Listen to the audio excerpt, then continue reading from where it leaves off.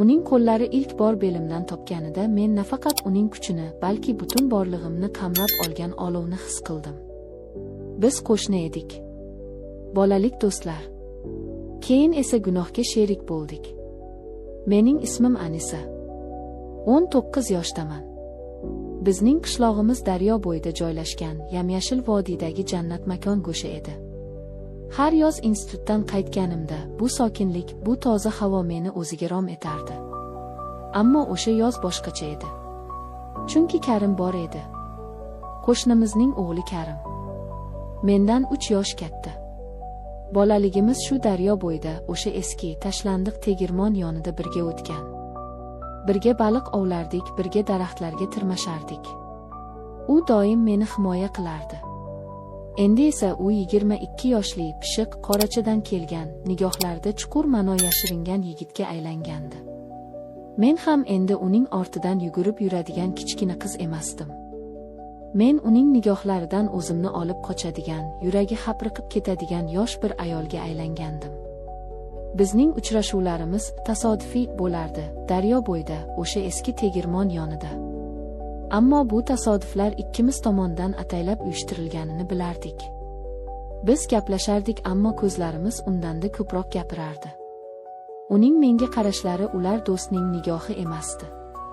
Bu erkakning nigohi edi. Men bu nigohlardan ham qo'rqardim, ham sarmast bo'lardim. O'sha tun qattiq momaqaldiroq bo'lib jala quydi. Men kechki payt daryo bo'yidan qaytayotgandim, yomg'ir ostida qoldim. Eski tegirmon yagona panoh edi. Ichkariga yugurib kirdim. Va u ham o'sha yerda edi. Karim. Go'yo meni kutib turgandek. Ustidan suv oqardi, yubka ko'ylagi badaniga yopishib qolgandi. Qo'rqib ketdingmi, dedi u pichirlab. Uning ovozi negadir boshqacha, xirilloq edi. Yo'q, dedim qaltirab. U menga yaqinlashdi. Oradagi masofa qisqardi. Men uning qaynoq nafasini, yomg'ir va erkak hidini his qildim. Anisa, dedi u ismimni ilk bor boshqacha aytib. Men boshqa chiday olmayman. Yuragim bo'g'zimga tiqildi. Men nima bo'lishini bilardim va men bunga tayyor edim. Karim, dedim men ham pichirlab. Bur to'xta emas, bur kel degan edi. U egildi va meni o'pdi. Bu mening birinchi bo'sam edi. Ammo bu shunchaki oddiy bo'sa emasdi. Bu yillar davomida yig'ilgan sog'inchning, aytilmagan hislarning, taqiqlangan istakning portlashi edi. Bu qo'pol, ammo shunday ochofat, shunday otashin o'pich ediki, mening butun vujudim bunga javob qaytardi. Men uni itarib yuborish o'rniga qo'llarim bilan uning sochlarini changalladim. O'sha tun eski tegirmon devorlari orasida, yomg'irning shovqini ostida bizning gunohkor hikoyamiz boshlandi. U meni devorga suzadi. Uning qo'llari belimdan topib o'ziga tortdi. Sen meniki bo'lishing kerak, dedi u hansirab. Men qarshilik qilmadim. Qanday qarshilik qilay? Axir mening tanam ham buni yillar davomida kutgandek edi. Uning tajribali teginishlari, kuchli qo'llari mening kiyimlarimni shoshqaloqlik bilan yecha boshladi. Men ham unga yordamlashdim. Bizning tanamiz birinchi marta yalang'och holda bir-biriga tegdi. Bu olov edi. U meni ko'tarib eski un qoplari ustiga yotqizdi. Uning lablari, uning lablari. Ular mening tanamning har bir nuqtasini uyg'otdi. Bo'ynimni, yelkalarimni, ko'kraklarimni. U ularni avval mayinlik bilan o'pdi, keyin esa uchidan sekin tishlab oldi. Men urib yubordim. Bu lazzatdan boshim aylanib ketdi. Men uni mahkam quchoqlab, tirnoqlarimni yelkasiga botirdim. Uning issiq nafasi kindigimdan pastga tushdi. Uning tili. Lazzat. Men bunday lazzat borligini bilmagandim. Men faqat ingray olardim. U mening ayolligimni shunday ehtiros bilan o'pardiki, men aqldan ozayozdim. Men butunlay unga taslim bo'lgandim. Nihoyat u ustimga chiqdi. Uning qattiq turgan vujudi oyoqlarim orasiga yaqinlashdi. Men uning kattaligini his qilib bir zum qo'rqdim. "Bo'shashing, jonim", dedi u pichirlab. U sekin ichimga kirgizdi. Men ko'zlarimni qattiq yumib, labimni tishladim. Bu og'riq va lazzatning portlashi edi. U bir soniya to'xtadi. Keyin sekin harakatlana boshladi. Chuqur va mayin. Har bir harakat bilan men o'zimni yo'qotib borardim.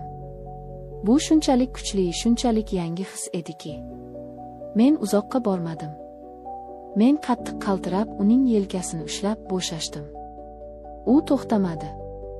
U jilmaydi. Endi haqiqiy lazzat boshlanadi, Anisa. Endi u tezlashdi. Uning har bir zarbasi meni lazzat yangi bosqichiga olib chiqayotgandek edi. Men uning belini tirnardim, oyoqlarimni uning beliga chirmadim. Uning ingrashi mening ingrashim. Biz ikki vujud emas, bir butun olov edik.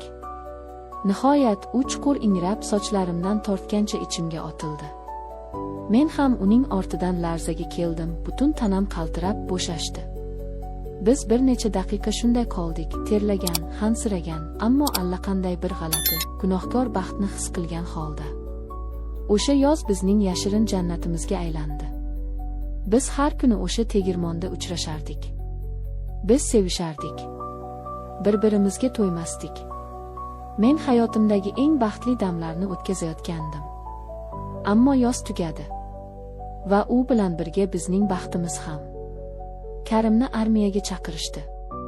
2 yilga. Bu xabar yuragimni parchalab yubordi. Biz so'nggi bor o'sha tegirmonda uchrashdik. Bu ehtirosli emas, bu azobli vidolashuv edi. Biz yig'ladik va bir-birimizga va'dalar berdik. Men seni kutaman, Karim, dedim men. Men qaytaman, Anisa. Va biz birga bo'lamiz. Abadiy, dedi u ketdi. Qishloq huvillab qoldi. Men har kuni o'sha tegirmonga borardim. Uning hidini, uning so'zlarini eslardim. Tanam uni sog'inardi. Har kecha yostig'imni quchib yig'lardim. Qishloqda gap so'zlar ko'paydi. Kimdir bizni birga ko'rganmish. Ota-onam meni tezroq uzatish payiga tushdi. Men qarshilik qildim. Men Karimni kutardim. 2 yil 2 asrdek o'tdi. Nihoyat u qaytdi. Men uni vokzalda kutib oldim. Lekin u o'zgargandi. Armiya uni qattiq qo'l, jiddiy qilib qo'ygandi. Uning nigohlarida avvalgi olov so'ngandek edi. U meni quchoqladi, ammo bu quchoq avvalgidek emasdi. O'sha kuni kechasi biz yana o'sha tegirmonga bordik. Nostalgiya va notanish bir sovuqlik. Seni sog'indim, dedim men uning qo'lidan tutib. Men ham, dedi u, lekin ko'zlari boshqa yoqda edi. Men chiday olmadim. Men uning lablaridan o'pdim. U javob qaytardi. Ha, ehtiros hali ham bor edi. Biz yana birga bo'ldik. O'sha eski qoplar ustida. Ammo bu boshqacha edi. Bu endi ikki sevishganning birlashuvi emas, bu ikki begona tananing uchrashuvi edi. Uning teginishlari mexanik, so'zlari esa yo'q edi. Biz kiyinib bo'lgach, u sigaret tutatdi. Anisa, dedi u uzoq jimlikdan so'ng. Biz avvalgidek emasmiz.